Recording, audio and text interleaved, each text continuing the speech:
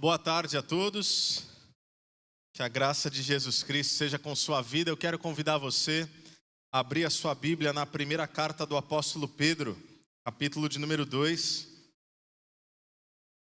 Primeira carta do apóstolo Pedro, capítulo de número 2, dando continuidade à nossa série que temos chamado de Exilados. Exilados porque temos tentado viver como discípulos de Jesus, em missão em um mundo hostil. Esse é o nosso desafio. 1 Pedro, capítulo de número 2. Convido você à leitura dos versículos 1 a 8. A palavra de Deus diz assim: Portanto, livrem-se de toda maldade e de todo engano, hipocrisia, inveja e toda espécie de maledicência. Como crianças recém-nascidas, desejem de coração o leite espiritual puro, para que por meio dele cresçam para a salvação, agora que provaram que o Senhor é bom. À medida que se aproximam dele, a pedra viva, rejeitada pelos homens, mas escolhida por Deus e preciosa para ele, vocês também estão sendo utilizados como pedras vivas na edificação de uma casa espiritual, para serem sacerdócio santo, oferecendo sacrifícios espirituais aceitáveis a Deus, por meio de Jesus. Pois assim é dito na Escritura: Eis que ponho em Sião uma pedra angular, escolhida e preciosa, e aquele que nela confia jamais será envergonhado. Portanto, para vocês os que creem, essa pedra é preciosa, mas para os que não creem, a pedra que os construtores rejeitaram tornou-se a pedra angular, e pedra de tropeço, e rocha que faz cair. Os que não creem tropeçam, porque desobedecem à mensagem para que também foram destinados. Eu quero orar com você uma vez mais, pedindo orientação e iluminação do Espírito às nossas mentes e corações. Deus, nós te louvamos pelo privilégio de ouvir a tua voz, te louvamos pelo privilégio de ser igreja, de cantar louvores ao teu nome, de engrandecer o teu nome, de falar da tua bondade. Bondade essa que não é apenas uma canção que brota como expectativa dos nossos corações, mas cantamos aquilo que atesta as Sagradas Escrituras. A tua bondade nos seguiria por todos os dias das nossas vidas, a tua misericórdia se renova a cada manhã, a tua justiça, a tua graça, a tua misericórdia, a tua bondade de fato, o teu amor nos seguem incessantemente, escandalosamente. É por isso que agora nós queremos ser nutridos, abençoados, equipados, capacitados, instrumentalizados pela tua verdade. A tua palavra é a verdade. Portanto, que estejamos agora nesse ambiente onde nossas mentes estarão focadas, nossos ouvidos estarão abertos, nossos corações estarão desejosos em ouvir aquilo que o Senhor tem a dizer a nós como teu povo. Nos instrui, nos molda, nos transforma de uma maneira que somente o Senhor pode fazer. Oramos no nome de Jesus. Amém. Amém. Estamos no capítulo 2 dessa primeira carta do apóstolo Pedro. Talvez você não tenha anotado, talvez você tenha chegado no meio do caminho, talvez você faça parte desde essa primeira mensagem, mas quem sabe não se deu conta de algumas afirmações, ou se deu e são importantes de lembrá-las. Por exemplo, nesse capítulo 5, o apóstolo Pedro já afirmou que nós recebemos uma nova natureza. Nós recebemos uma nova identidade em Deus.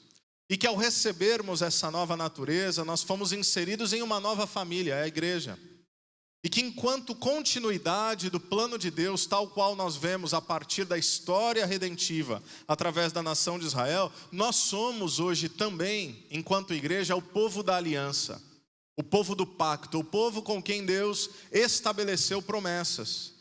Esse povo que vimos na semana passada tem a palavra semeada em si. Afinal, fazendo um paralelo com João e seu evangelho, o verbo tornou-se carne e habitou entre nós. Aquele que era a palavra, aquele que é, aquele que há de vir, aquele que era desde o princípio, tornou-se carne, tabernaculou, montou tenda e montou acampamento e passou a viver em nosso meio. E aqui ele vai afirmar que nós somos nova habitação de Deus. É sobre isso que eu quero falar nesse fim de tarde, início de noite, essa nova habitação de Deus. Mas para compreender o que Pedro está nos dizendo aqui nesses primeiros 8 versículos, nós precisamos voltar no tempo. E nós precisamos voltar naquilo que eu tenho chamado de história da redenção.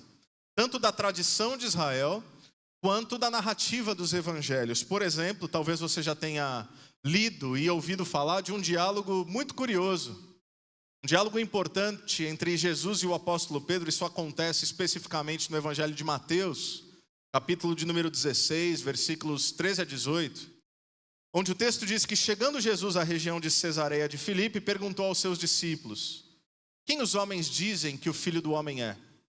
O que Jesus queria saber é: o que as multidões compreendem sobre mim? O que eles dizem que eu sou?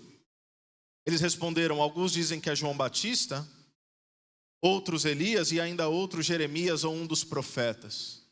E aí Jesus faz a verdadeira pergunta, a pergunta que é endereçada ao coração de todos os seus discípulos, de todos os tempos e todas as épocas. Não importa o que a sociedade diz sobre Jesus, não importa o que a cultura pensa sobre Jesus, não importa o que a humanidade pensa sobre Jesus, ou melhor dizendo, essa não está como última instância a realidade de importância. O que importa é o que os seus discípulos sabem dele. Então Jesus pergunta: o que vocês dizem de mim? Quem vocês dizem que eu sou? Mateus 16, versículo 16. Simão Pedro respondeu: tu és o Cristo, Filho do Deus vivo. Como é que Jesus responde? Feliz é você, Simão, filho de Jonas, porque não foi carne ou sangue que te revelou essas coisas. E aí ele diz: e eu lhe digo que você é Pedro, e sobre esta pedra edificarei a minha igreja, e as portas do Hades, as portas do inferno, as portas do mal e da maldade não poderão vencê-la. Esse é um trecho. Talvez alguns de vocês estejam bastante familiarizados, outros quem sabe nem tanto, mas é um trecho que tem trazido bastante discussão entre vertentes e linhas teológicas nesses últimos 2000 anos de igreja, sobretudo nos últimos 18 séculos da igreja. Por quê? Se você tem um passado ou até um presente e você está nos visitando, mais afeito a uma tradição teológica, de uma teologia católico-romana, esse é o texto que os católicos romanos vão utilizar para afirmar que Pedro é o fundamento da igreja. Esse é o texto que na teologia católica romana será utilizado para dizer que Pedro é o primeiro papa e que Jesus, na sequência, entrega as chaves da igreja e as chaves dos céus e as chaves do reino para Pedro, como se ele estivesse dizendo: você é Pedro, e sobre você eu vou edificar a minha igreja. Interessante, porque Jesus chama Simão de Pedro quando o conhece. Cefas do aramaico, Petros do grego. Parece que Jesus está brincando com as palavras, não apenas mudando o nome de Pedro, porque não me parece que é isso que acontece, mas enquanto Cefas dá uma ideia de areia movediça, Petros dá uma ideia de rocha. Então você era instável, mas comigo você vai ser alguém que funciona como uma pedra inabalável. Não é de se surpreender que irmãos cristãos, católico-romanos, pensariam assim através dos séculos. Afinal, é Pedro quem faz o primeiro sermão no nascedouro da igreja em Atos capítulo 2, você talvez se lembre disso. É Pedro que levanta e proclama o evangelho, e a partir da pregação de Pedro, cheia do Espírito Santo, 3.000 pessoas se convertem de uma vez só, a igreja nasce ali. E aí nós lemos aquele texto belíssimo de Atos 2, 42 a 47, que eles perseveravam na doutrina dos apóstolos, na comunhão, no partir do pão e nas orações, que ninguém considerava seu coisa alguma, ou sua coisa alguma, mas partilhavam uns com os outros tudo aquilo que tinham, e por essa razão, pela maneira como viviam, Atos 2, 47, vai dizer então que Deus adicionava os que iam sendo salvos todos os dias. É Pedro também que em Atos capítulo 15, Atos capítulo 15, no primeiro concílio da igreja, Pedro, você percebe que ele tem uma proeminência e uma importância ali juntamente com Tiago. Contudo, existem pelo menos 2 problemas com essa interpretação de que a igreja é fundamentada sobre o apóstolo Pedro e que as chaves do reino foram dadas a Pedro. Tem um problema, pelo menos 2 problemas com essa afirmação. Primeiro é o que o próprio Jesus está dizendo. Em Mateus 16, o que Jesus está dizendo, quando você lê no original, é: tu és Petros, e sobre essa Petra eu vou edificar a minha igreja. Tu és uma pedrinha pequena, mas sobre essa rocha gigantesca eu fundamentarei a minha igreja. Você, Pedro, se tornou estável, você em mim se torna uma pedra, mas é sobre essa afirmação que sai da sua boca, que não vem de carne ou de sangue, mas vem como dádiva, como revelação espiritual dos próprios céus, que é: eu sou o Cristo, o Filho do Deus vivo. É sobre essa afirmação que eu vou fundamentar a minha igreja. O que Jesus está dizendo, então, é que a sua igreja, por óbvio, seria fundamentada em si mesmo.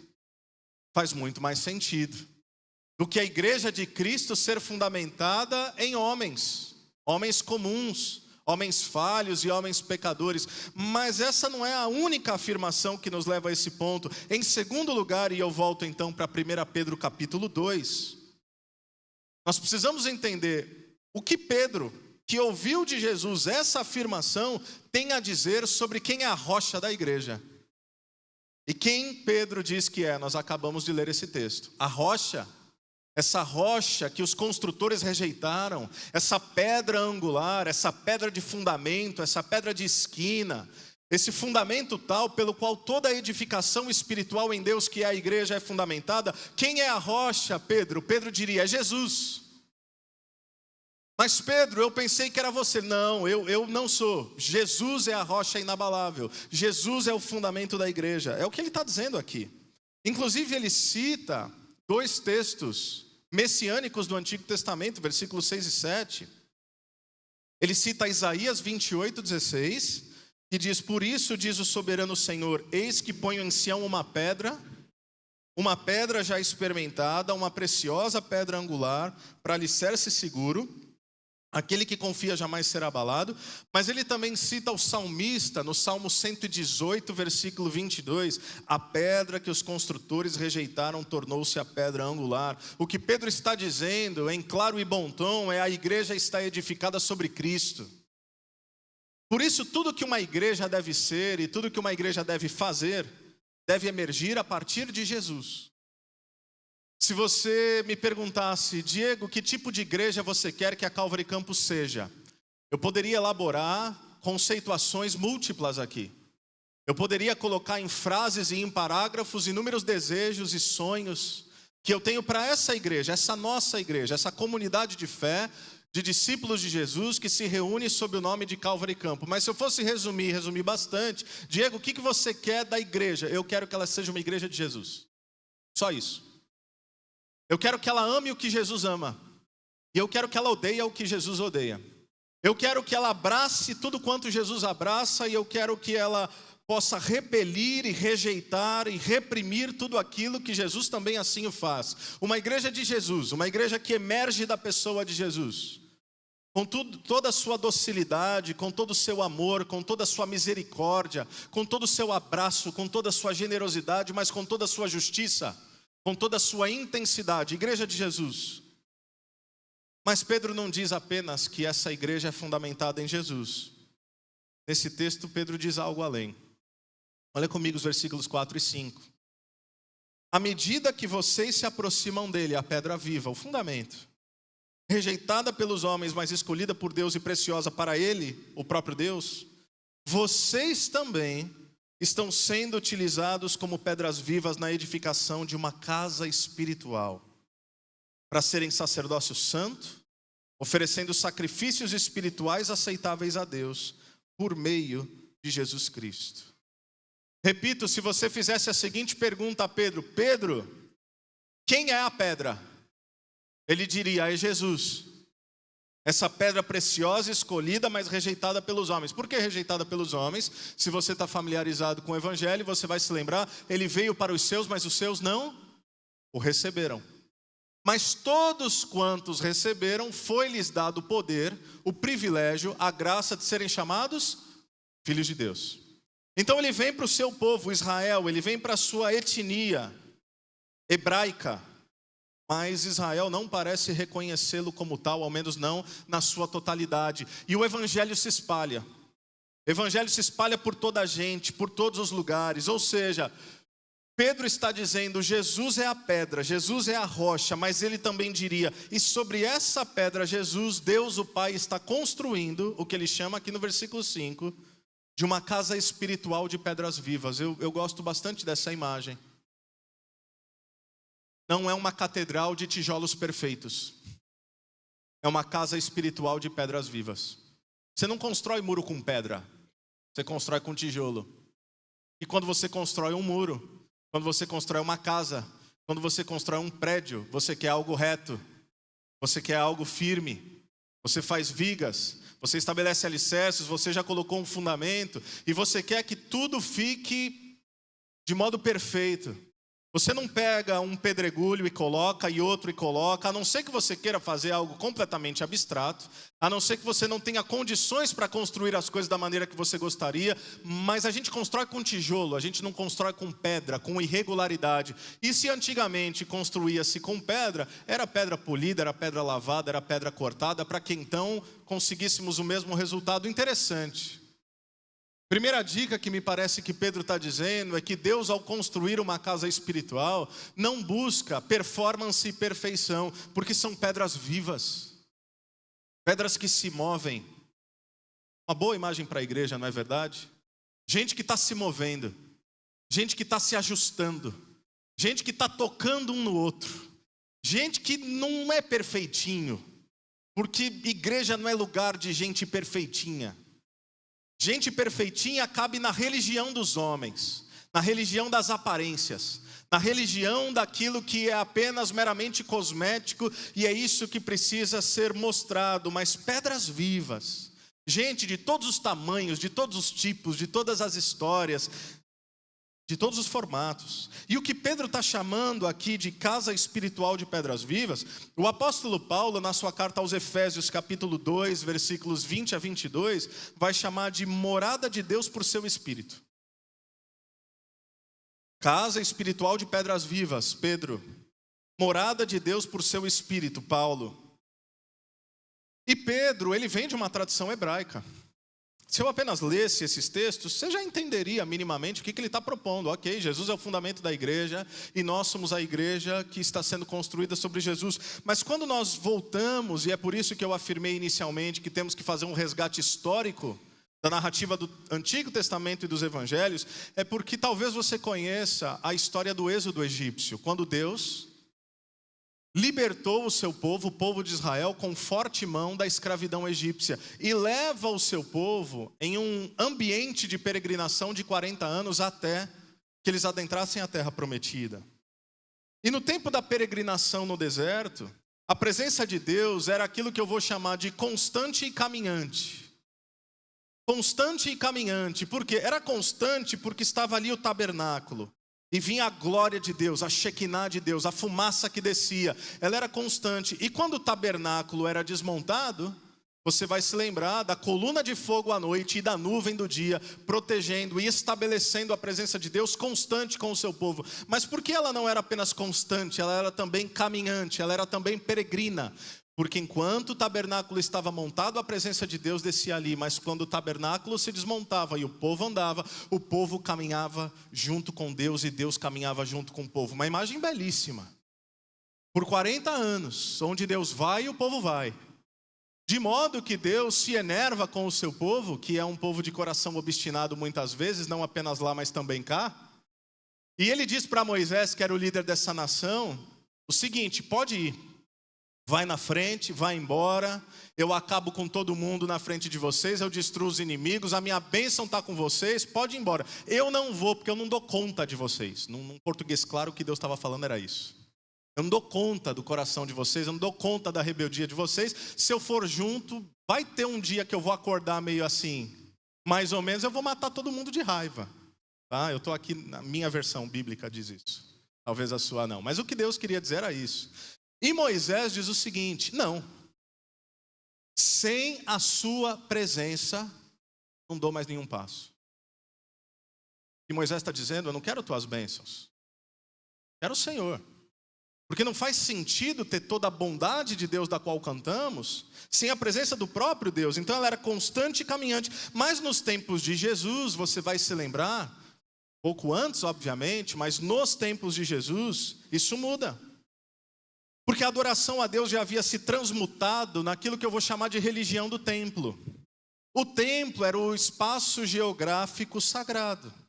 Templo que ficava no alto do monte Sião. Lembra o texto? O que está dizendo aqui? A pedra que foi colocada sobre Sião, que foi rejeitada pelos homens. Quando o judeu lia, ele estava achando que estava falando do templo, mas na verdade os profetas estavam falando de Jesus. Porque o templo ficava no alto do Monte Sião, em Jerusalém. Jesus vem, por exemplo, em João 2, versículos 19 a 21, e Jesus decreta o fim da religião do templo.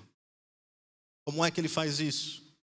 Ele diz: destruam esse templo, e eu levantarei em 3 dias. É dito que os judeus falaram: esse templo levou 46 anos para ser edificado, o Senhor vai levantá-lo em 3 dias. Mas o templo do qual ele falava era o seu corpo.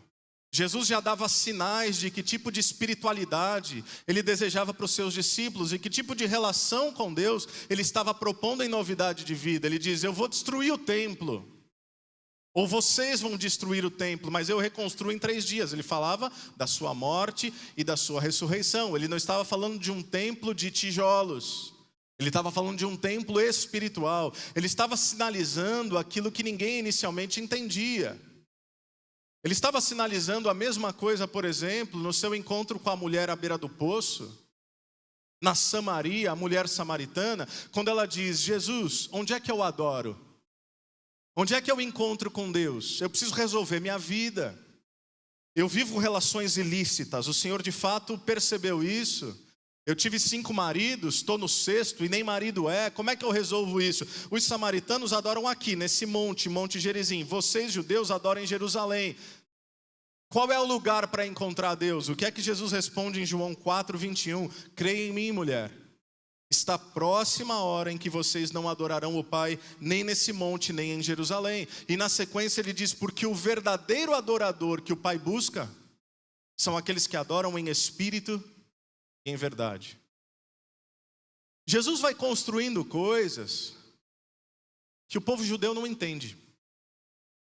Aliás, eu ouso dizer que Jesus construiu coisas que muita gente até hoje não entende. Aliás, eu ouso dizer que Cristo construiu coisas que muitos cristãos hoje não entendem. Porque Jesus, ele vem do norte, da Galileia. Jesus, ele vem de Nazaré. Aquela região não era uma região que vinha sacerdotes e pessoas importantes. Tanto que Natanael, que vai se tornar um discípulo de Jesus depois, quando interpelado com essa notícia de que aquele poderia ser o Cristo, o que é que Natanael diz? Será que pode vir algo bom de Nazaré? Será que pode vir algo bom da Galileia? Jesus vem do norte. A Judéia, no sul, é o centro político, é o centro religioso, é onde está o templo. Então Jesus, ele não vem de uma tradição sacerdotal.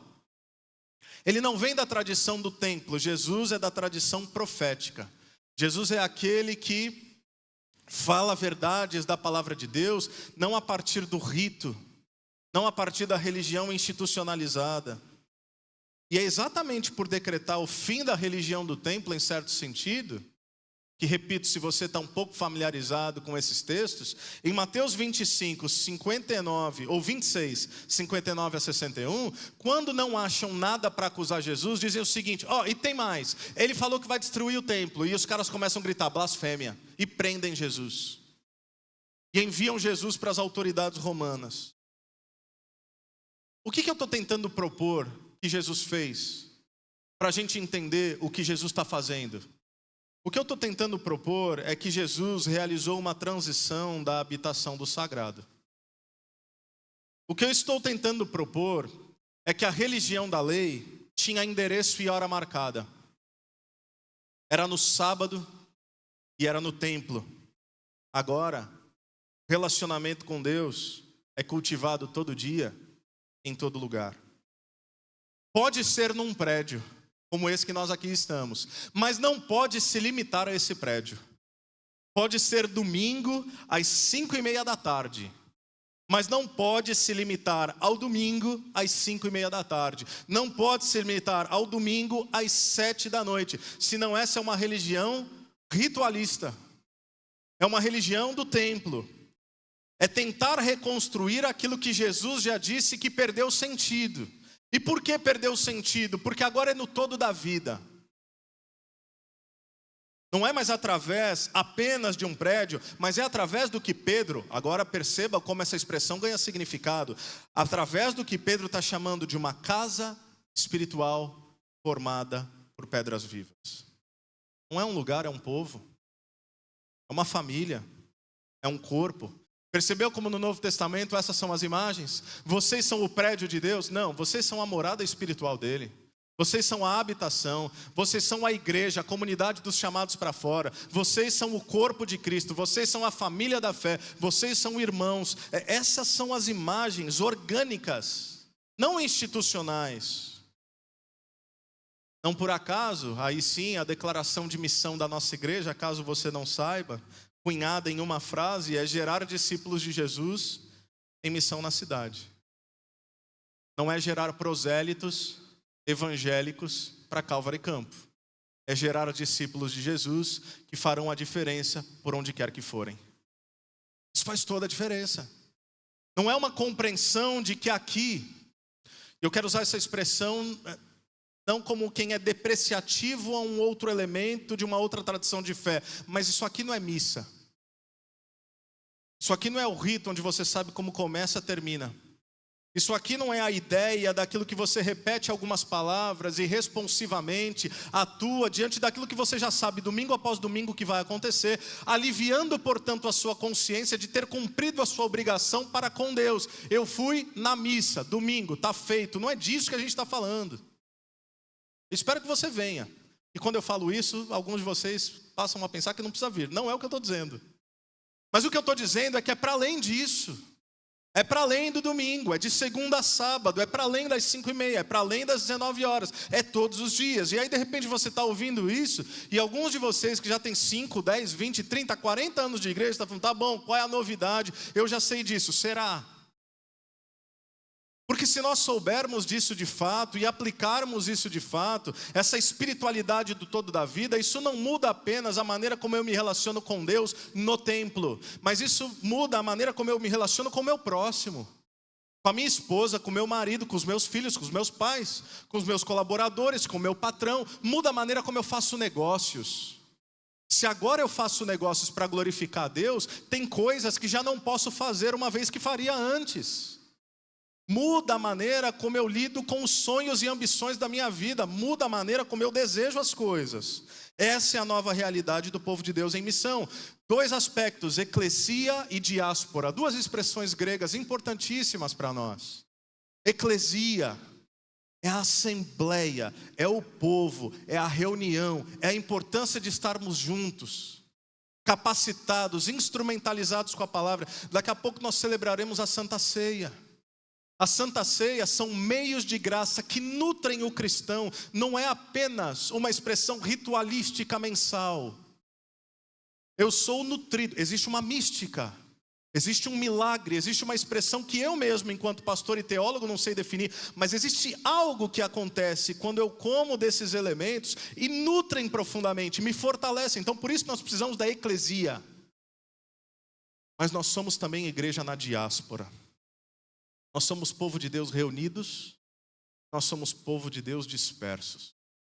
Nós somos povo de Deus assentados para ouvir a sua voz através das Sagradas Escrituras. Somos povo de Deus para louvá-lo com canções. Somos povo de Deus para sermos relembrados da nossa missão. E quando o culto acaba, a missão começa. Eu acho que essa sequer é uma expressão adequada. Porque em certo sentido o culto nunca acaba. Porque minha vida se torna um verdadeiro culto a Deus. Por isso que Jesus vai usar elementos ao falar da igreja, que ela é cidade sobre o monte. Ela tem uma expressão visível. É uma cidade luminosa. É uma comunidade que funciona como um farol para aqueles que estão perdidos em meio à escuridão. É uma referência. Mas ela também é sal da terra. Eclesia, diáspora. É o povo reunido que serve de referência. É o povo misturado no mundo que influencia a sociedade. Essa nova aliança, alguém já disse que Deus mudou de endereço. Por que é que Deus mudou de endereço? Porque Ele não habita apenas e tão somente os céus dos céus. E definitivamente Ele não habita um espaço físico, como Estevão teria dito em Atos capítulo 7, que o Altíssimo não habita em templos construídos por mãos de homens. Agora, meus irmãos, sabe onde é que Deus habita? Ele habita numa comunidade de pedras vivas, edificada sobre o fundamento, que é Jesus. Ele habita em você. Ele habita em nós. Porque Ele não habita em mim sozinho. Porque nunca poderemos ser comunidade na individualidade. É por isso a importância do nosso ajuntamento e a compreensão de povo, a compreensão de família, a compreensão de corpo, a compreensão de diferentes membros, todos juntos, gerando vida e recebendo vida do próprio Deus em Cristo Jesus. Você percebeu o privilégio? É por isso que, como eu disse semana passada, veja, é quase que de modo paradoxal, é impossível ser igreja sozinho. O privilégio que Pedro está dizendo é que Deus mudou de endereço. Ele passou a habitar em nós. Mas eu tenho uma outra pergunta. Você entendeu também a responsabilidade? Privilégio porque Ele habita em nós. Responsabilidade porque não é sobre nós. É sobre Jesus. E é sobre quem Jesus quer alcançar através de nós. É gente de todo tipo, de toda raça, de toda língua, de toda tribo, em todo lugar. Nós somos povo de Deus aqui reunidos, mas nós somos também dispersos por onde Deus nos levar.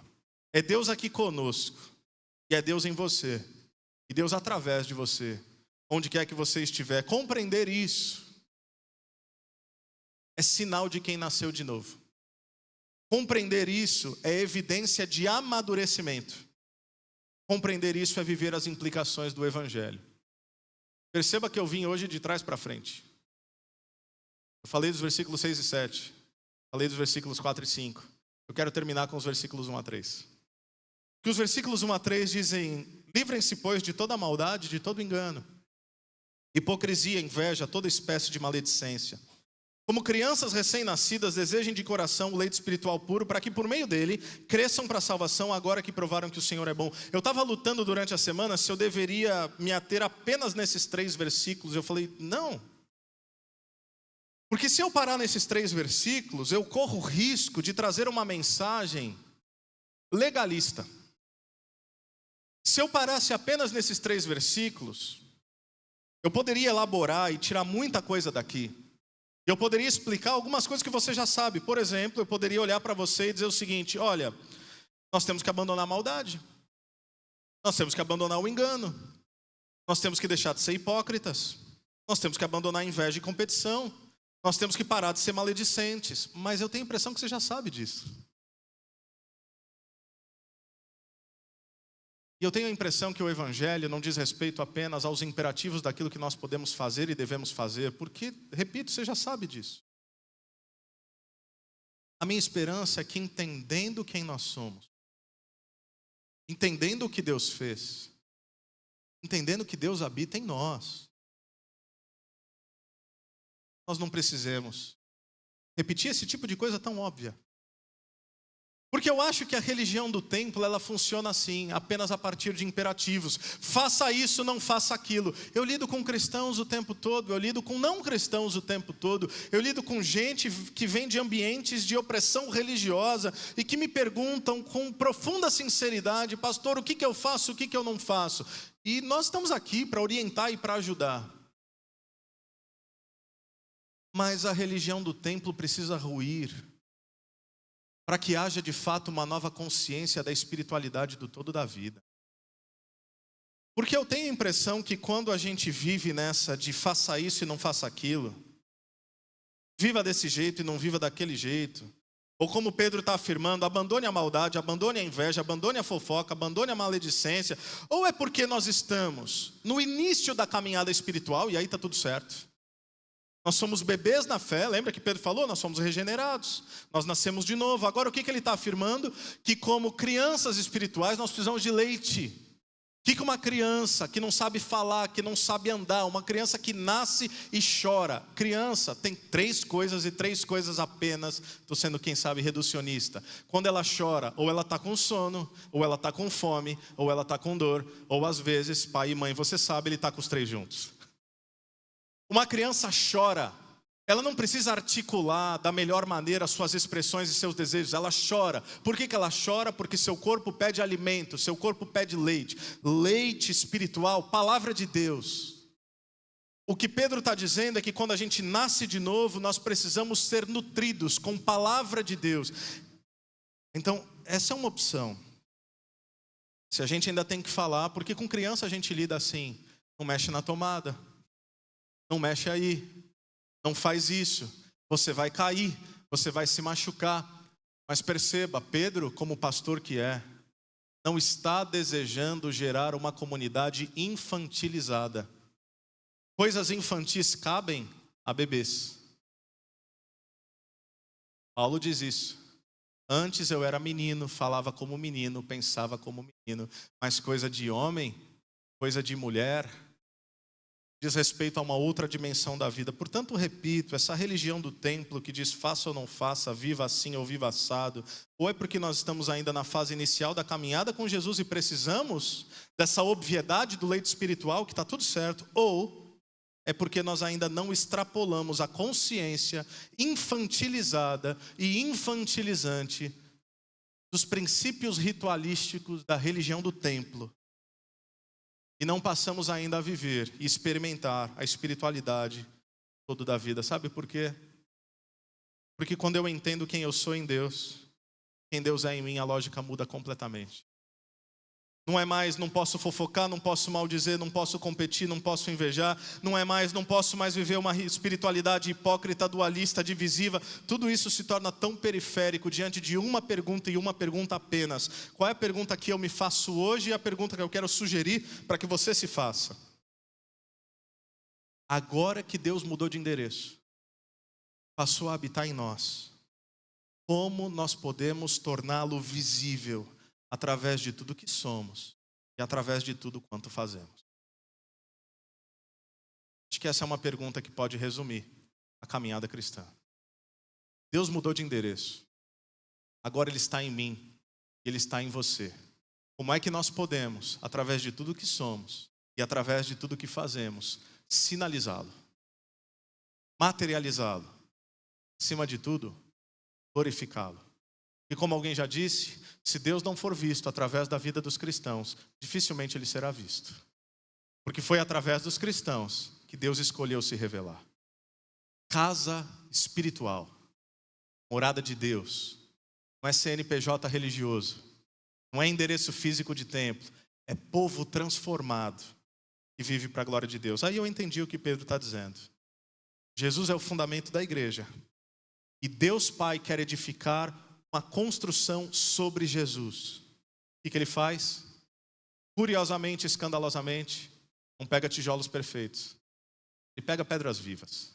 Gente de todo tipo, toda a história, todo contexto, toda a raça, de toda a nação, de toda a tribo, de toda a língua, de todos os espectros, de todas as cores, de todas as classes sociais. É por isso que a igreja de Jesus jamais deve ser homogênea. A igreja de Jesus é plural. Gente diferente.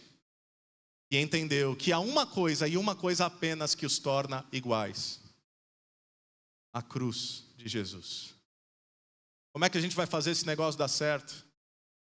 Eu acho que você já deve ter descoberto que não tem como, a não ser que haja uma intervenção divina e milagrosa para dizer: eu vou pegar todos vocês, e eu vou soprar o meu espírito sobre vocês, e a partir de vocês, eu vou me revelar ao mundo. Privilégio. Que privilégio. Orar. Deus, nós te louvamos. Te louvamos porque o Senhor passou a habitar em nós. Te louvamos porque o Senhor é Deus Emanuel, Deus conosco, Deus do nosso lado, Deus em nosso favor, Deus por nós, Deus em nosso meio. Se eu subir aos céus, tu ali estás. Se eu fizer a minha cama no Hades, ali também tu estás. É isso que o salmista disse. Não há lugar onde a sua presença não possa me alcançar. E isso, para quem o rejeitou, o texto está dizendo, é uma angústia. Isso é um problema, isso é uma pedra de tropeço, mas para nós, isso é um privilégio. Nos ajuda a vivermos essa consciência de que o Senhor está conosco todo tempo e todo tempo. Nos ajuda a viver essa experiência de que o Senhor disse que toda autoridade lhe foi dada nos céus e na terra, por isso nós vamos. E por onde vamos? Por quaisquer lugares. Nós vamos por Campo Mourão, nós vamos pela região, nós vamos pelo estado, nós vamos pelo mundo, nós vamos até os confins da terra, nós vamos em todos os lugares que o Senhor permitir que iremos. Para quê? Para ensinar a todos que Jesus é Senhor, para batizá-los em nome da Trindade, com a promessa de Jesus que diz: e eu estarei sempre com vocês até o fim dos tempos. O Senhor nos deu a maior de todas as promessas, a promessa da sua presença. Isso nos consola. Eu sei que num ambiente como esse, com esse tanto de gente, cada um chegou aqui de uma maneira diferente. Alguns encantados, alguns maravilhados, alguns fortalecidos, alguns inspirados, já outros tão cansados, tão abatidos, tão sofridos, prestes a desistir. Eu quero que o Senhor lembre a todos nós, a começar por mim, que a tua presença jamais nos abandonou, jamais vai nos abandonar. E quando nós celebramos a ceia do Senhor, nós estamos celebrando a sua presença. Estamos celebrando o seu corpo, nós estamos celebrando o seu sangue, nós estamos celebrando um Deus que encarnou e ao encarnar, escolheu também habitar em nós. Te louvamos no nome de Jesus. Amém e amém. Não sei se todos vocês têm os seus elementos em mão.